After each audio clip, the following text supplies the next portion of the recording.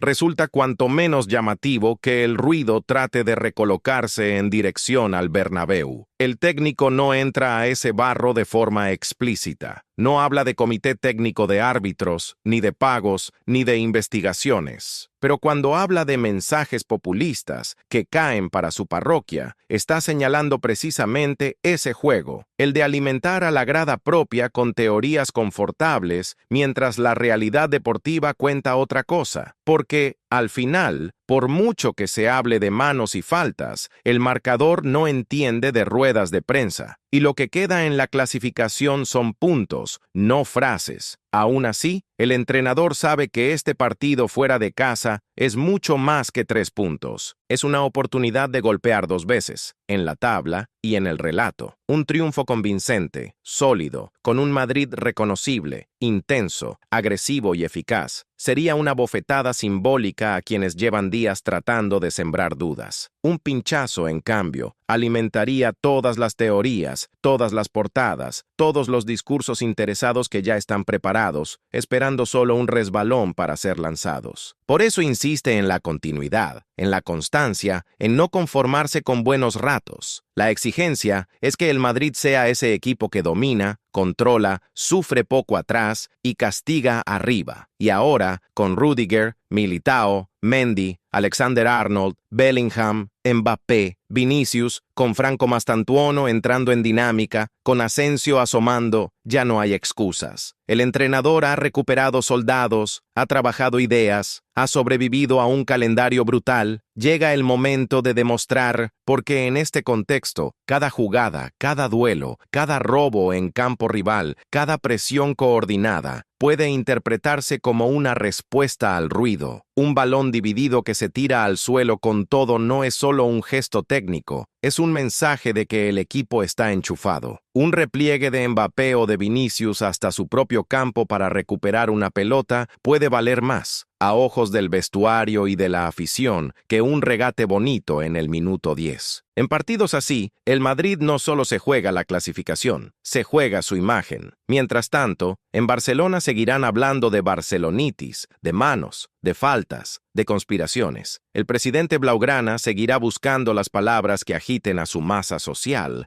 que distraigan la atención de sus propios problemas, que coloquen el foco en Madrid en lugar de en los despachos del Camp Nou. Y quizá funcione durante unas horas, quizá gane titulares, quizá se compartan clips en redes sociales con frases grandilocuentes. Pero cuando el árbitro pite el inicio del próximo partido del Madrid, todo ese ruido se convertirá en un eco lejano. En esa hora y media, lo único que contará será si el Madrid es capaz de ser ese equipo que su entrenador tiene en la cabeza. agresivo en la presión, sólido en defensa, creativo en la construcción, letal con su tridente ofensivo. Si Bellingham encuentra su zona perfecta, si Vinicius y Mbappé vuelan cuando hay espacio pero también dañan cuando no lo hay, si Alexander-Arnold y Mendy sostienen las bandas, si Rüdiger y Militao devuelven el miedo a los delanteros rivales. Si todo eso ocurre, las manos y las faltas serán anécdotas. Y si no ocurre, si el equipo vuelve a dejar la sensación de estar a medias, de no encontrar ese partido redondo que se le exige, entonces la tormenta crecerá. Porque en el Madrid, los discursos se sostienen con resultados, no con excusas. Un mal día no se tapa hablando de árbitros, de calendarios o de lesiones. Se enfrenta, se corrige, se mejora. Esa es la diferencia profunda entre el tipo de mensajes que el técnico tacha de populistas y la realidad cruda del vestuario. Ahí dentro no hay espacio para relatos cómodos. Hay vídeo, hay datos, hay carreras que se ven o no se ven, hay duelos ganados o perdidos. Al final, todo se reduce a algo muy sencillo y, al mismo tiempo, brutal. El Madrid vive para llegar a abril y mayo con opciones reales de ganarlo todo. Si el equipo alcanza ese punto, si llega vivo a las rondas finales de Champions, si pelea la Liga hasta el final, si compite por cada título, nadie recordará hoy las palabras de Laporta. Nadie discutirá si aquel gol ante el Elche debió subir o no al marcador. Lo único que quedará serán imágenes de vueltas olímpicas, de celebraciones, de manos levantando trofeos, y ahí está la gran ironía de este momento. Mientras desde fuera se intenta reducir el éxito deportivo a decisiones arbitrales, dentro del Madrid se habla de organización, de intensidad, de continuidad, de cómo colocar a Bellingham, de cómo recuperar a Rüdiger y Militao, de cómo proteger a Mastantuono, de cómo explotar al máximo la sociedad Vinicius-Mbappé. Cada uno elige en qué batalla quiere estar. El técnico lo ha dejado claro. La suya no es la batalla del populismo, es la batalla del juego. El próximo partido fuera de casa será otro capítulo de esa guerra silenciosa. Si el Madrid sale con la mirada de Rüdiger, la velocidad de Militao, la ambición de Bellingham, la rabia competitiva de Vinicius, la frialdad asesina de Mbappé y la disciplina táctica que el entrenador repite como un rezo, entonces todas las palabras que se han dicho en esta semana